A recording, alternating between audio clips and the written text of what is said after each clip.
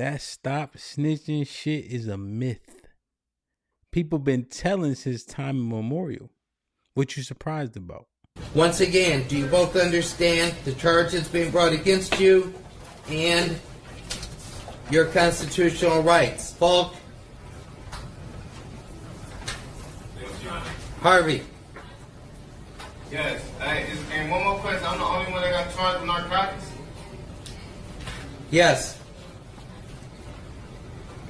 All right, as to your bond's based upon your prior criminal history, facts presented today, nature of the allegations. Now we have a member of the police department.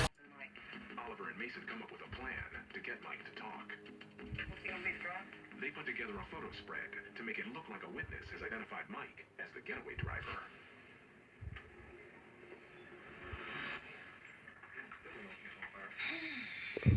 Read that. Read it out loud. Click it. Now I'm going to get your arrest ticket and bring it in here and let you see what it says. It says first degree murder. I got somewhere to go. Man, we're starting to come back home. He forgets things from time to time, but...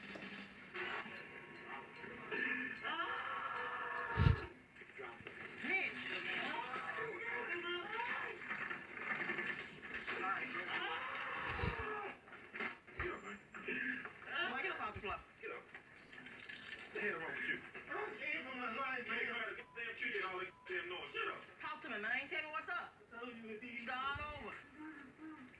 Who is the person who shot Darren Taylor?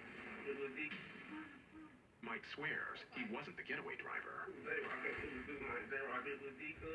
Hold up, calm down. How you know J-Rock? He D-Cool. He was the one driving. Who all was in the car? Every time you turn on one of these shows, every time you turn around, somebody telling you was born here by yourself, you gonna die by yourself or go to jail by yourself. Every single person who either died or went to jail that day didn't assume that was gonna happen to them. Every single gangster, killer, gorilla nigga that you know who went outside that day with his strap loaded assumed that they was gonna be safe until it's them chalked out, lined out, parked somewhere. When you on the stand, you there by yourself. You be surprised what decisions people make. I'm just wondering why they so surprised at Charleston White when he literally told us what he was going to do in the first place. I want to snitch. I want to tell. Whatever they call snitching, I want to do it. And I want to make it cool to do it. It's my honest belief. I recommend snitching. I don't recommend doing 20 years for nobody. There's no honor amongst thieves. So why do I have to be honorable amongst thieves? We all criminals and crooks. Why do I have to be honorable amongst y'all, man? No, everybody play by them rules, lose. But look, let me keep it real. You always say that, where's the paperwork? I'm not a rat, I'm not a snitch. I'm not breaking the law. I'm not trying to get out of no trouble. That's what a snitch do. A snitch is telling to wiggle out of something. I'm just telling. No rewards, no nothing. I just want to. Charleston White ain't no different from your favorite legendary gangsters. Nicky Barnes told. Even the legendary Italian mobster gangster Sammy the Bull, Sammy Gravano, told on John Gotti himself. If you're from DC, you know this name, Rayful Emmons. They said Rayful used to walk out the house with $10,000 in cash and make sure to give it out to everybody. They also say allegedly that he was homosexual. He got out December 2024 and died shortly after that. I wonder why. The Godfather of drug dealing in Harlem himself, running numbers and all that. Please go watch the movie Hoodlum. This is about Frank Lucas.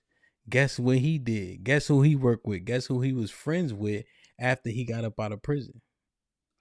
Charleston White ain't no different from the five men I just showed y'all. Now, one thing he said was, I ain't a criminal, so of course I'm telling on everybody. Well, in fact, they found the footage when he went to jail for murder as a 16-year-old and him telling on his friends directly. Indeed, he did benefit from this snitching that he did here back in 1990 something. In the gun out the backseat of the car. 16-year-old Charleston White took the stand and testified against his friend, Antoine Doolittle, who sat just a few feet from him and listened intently. He pulled off. And the hammer back on the gun. And then what happened? He fired it. Doolittle is accused of gunning down 34-year-old Michael Levy of Irving.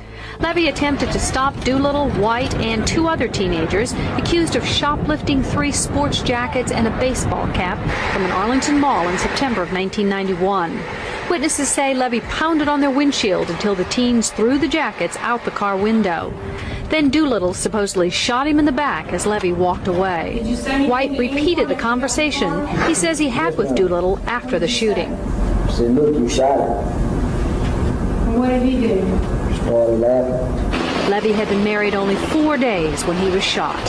But I always had my dreams of my Prince Charming. And I found him. And it's hard to believe, but I did. And I believe in fairy tales because he made my dreams come true. And they took that away. White will be testifying against all 3 of his buddies in exchange for a maximum sentence of 12 years. A juvenile judge reduced the charge from capital murder to murder against Doolittle, so the teenager faces from 5 years to life in prison if he's found guilty. Here's the stark difference in what Charleston White said in his video with the hat on and what he did back when he was a kid. He's a part of the criminal element. Yes, that's snitching in terms of the negative connotation. You were with him doing the bad thing, the negative thing, right? You telling on him to exonerate yourself, you will snitch as it is negatively implied. If I'm in the middle of Mickey D's with my family and you come in there robbing the joint and I say, them 2 assholes went that way, I ain't a snitch.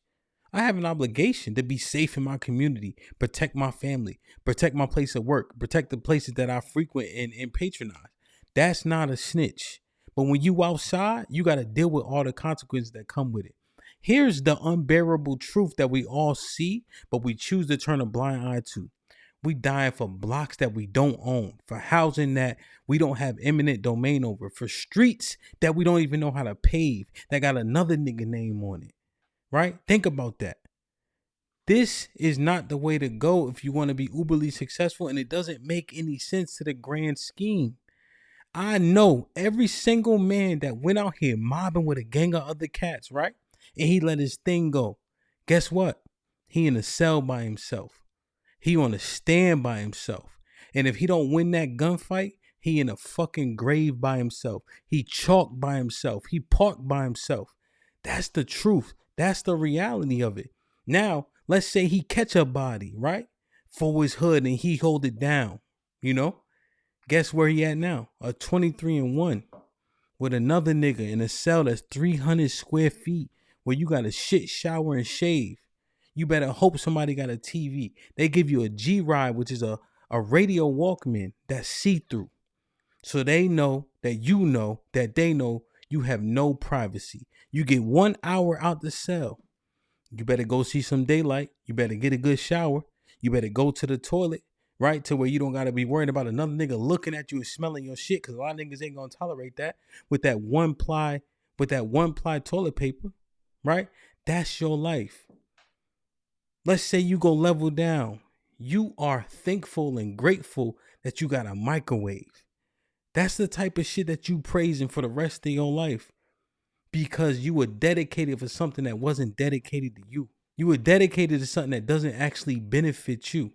The stop snitching culture doesn't make any sense. It doesn't apply to civilians, but moreover, as we saw throughout the course of this video, everybody telling, because it's about you at the end of the day, because nothing actually cares about you in these streets. Better fucking listen, man. I love y'all. I appreciate y'all. Be safe and do the right thing, man. Like, share, subscribe. Tell a friend to tell a friend. And I'm out.